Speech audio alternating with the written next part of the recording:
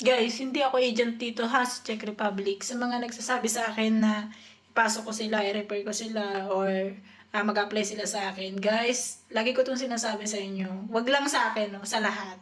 So, be vigilant. Kasi dito kayo may scam sa mga ganitong senaryo. Especially, tinitira nyo sa akin sa comment. So, may mga iba doon na baka kinuha na yung inyong account and then magba-message sa inyo, magpapakilala na ako. So, ayokong mangyari sa inyo na may scam po kayo. So, be vigilant. Hindi po ako agent. Hindi rin ako yung tipong magpapasok ng tao dito sa Czech Republic. Tinuturuan ko kayo kung paano kayo makakapunta dito. Yung mga possible agencies na pwedeng makatulong sa inyo. Yung mga flow kung paano kayo makakaiwas sa scams. Lahat po yan itinuturo ko sa inyo. Kung maging researchable lang kayo, yung parang ma-research kayo, pwede nyo po yung hanapin sa ating Red App. Punta po kayo doon, hanapin nyo sa playlist guys, nandun kung ano yung agency. Mag-apply kayo sa agency. Hindi ko sinabi na huwag kayong mag-agent, pero mostly talaga nang nai-scam isa agent po. At ang dami ring nagtatanong sa akin, ang dami nagsasabi na ako po willing to I'm interested na mag-apply po dyan, something ganun. Kahit sa iba mga vloggers, ganyan din yung makikita ko sa comment section na sasabihin na willing to apply po, how to apply po, gusto ko pong pumunta dyan, I'm interested po, paano po magpunta dyan. So guys, inihahayi na po namin lahat sa inyo ang mga applyan papunta dito sa Czech Republic. Yun nga lang, baka kasi kayo may scam the way ng pagtatanong nyo.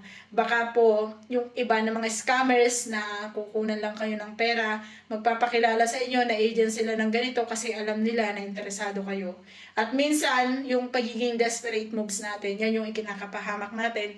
Akala natin desperate moves lang pero hindi natin alam na doon na pala tayo dadalhin sa kapahamakan. So guys, be vigilant no. So lahat po ay pinapaalalahanan ko, especially yung mga followers natin, subscribers natin na nasa sa Pilipinas. So pinapaalalahanan ko po kayo, be vigilant po sa inyong lahat.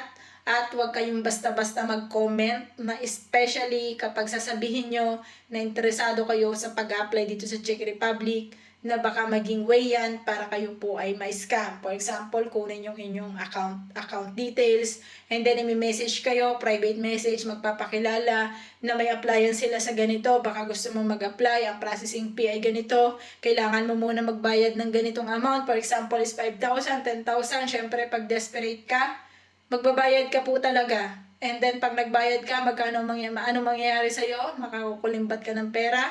Makukulimbatan ka pala ng pera and then, sasabihin mo na na-scam ka. So, guys, be vigilant sa lahat po, no? Lagi ko yung pinapaalala.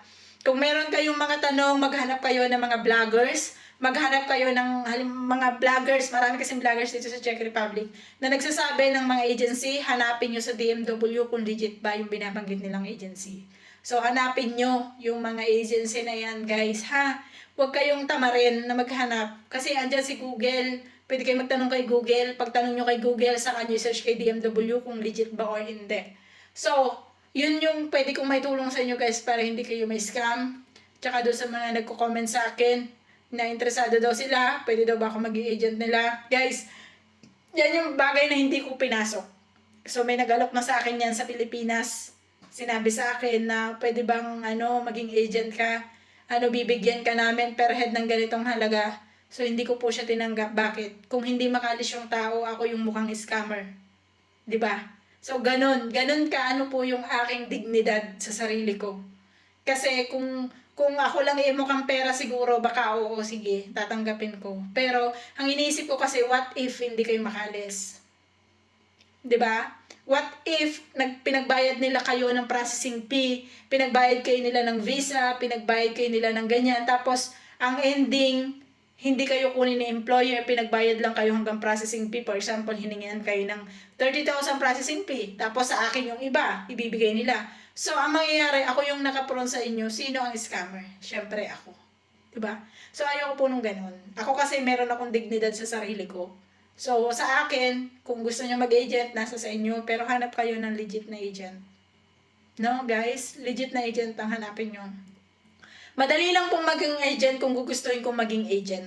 Madali lang. Magpapakukuha lang ako dyan ng mga tao, nagsasabi sa akin na how, di Garabaw. Magpasok lang talaga ako ng tao, and then, kunan ko kayo, siguro magbibigay kayo sa akin sige, tutulungan kita. magbayad ka sa akin ng 10,000 na para matulungan kita dyan sa sinasabi mo. O, ano mangyari?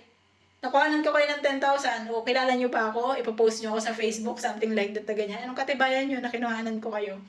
'Di ba? Guys, be vigilant, no? Ako, hindi kasi ako ganun. Ayoko kasi kayo mapahama. Kasi sabi ko nga sa inyo, way back 2021 po, ako ay na-scam. Na-scam po ako 160 plus thousand ang na-scam po sa akin sa Pinas. So, ano nangyari? Dahil may agent po ako. Etong sa agent ko, yun palang kumukuha sa kanya is scammer. So, naipakulong namin yung agent na yon. Pero, syempre, nakalaya siya kasi hindi na namin siya pinursyo na makulong pa. Kasi wala din naman hindi rin mababalik yung pera. Which is, hindi rin naman siya yung talagang nakakuha. Parang agent lang din siya. So, ayoko guys na malagay kayo sa sitwasyon na ganun kasi naranasan ko yung hirap. Kung gaano kahirap bumangon, kung gaano kahirap pagtiisan. Basta, naranasan ko siya. So, ayoko siya na maranasan nyo rin. Kaya guys, please, sa lahat po, sana naririnig nyo to. Sa lahat na nag-a-apply pa lang, please lang, maging vigilant kayo. Hindi po lahat ng, kapag interesado kayo is magsasabi kayo na interesado kayo. Magtingin kayo, mag-check kayo sa mga binablogs ng isang tao. Tingnan nyo kung legit ang mga sinasabi niya. Hanap kayo ng iba ding vlogger, pagkumparahin nyo. Mas maganda po yung ganun. Kasi hindi ako madamot pagdating sa information. Kahit wala akong sinasahod sa inyo, sasabihin nyo sa akin, guys, merong iba na nagme-message sa akin through private message. Yun lang. Hindi kasi ako masyadong sa private message. Pero pag natapatan nyo ako na nasa private message ako, tapos nag-message kayo, natapatan nyo ako na nandun ako, magre-reply po ako sa inyo. Kung tutusin, ano yun sa oras ko, pero bakit ko siya ginagawa? Kasi ang aking advocacy is to help. Yun po yung advocacy ko. To help lang, yun lang. So, for me guys, hindi magiging buo yung pagtulong ko sa inyo kung meron pa rin sa inyong nai-scam, especially sa nasa community ko. Ibig sabihin, followers, subscribers ko. Hindi po siya magiging 100% help kung na-scam pa rin kayo to the point na lahat itinuturo ko na po sa inyo. So, yun lang guys. Sana meron kayong napulot kahit medyo nagsalmon ba ako. Ayan. So, guys, thank you. Ay, guys, nga pala, palambing naman ako sa inyo. Kung sino man sa inyo ang gusto na manood ng Wise Move, so, ito po sa YouTube, na lang ako, no? Paki-subscribe na lang ako, guys. Kung sino interested. So, ito, ang tinuturo ko dito is investment sa OFW. Mga real property po. So, yun yung tinuturo ko doon sa Wise Move. Iba po sa OFW guys. Kasi sa OFW guys, kung paano mag-apply. Doon naman po is kung kapag naging OFW ka na, ano ba yung mga possible na pwede mong gawin. May mga natuturo ako doon na based into my experience. So, yun lang.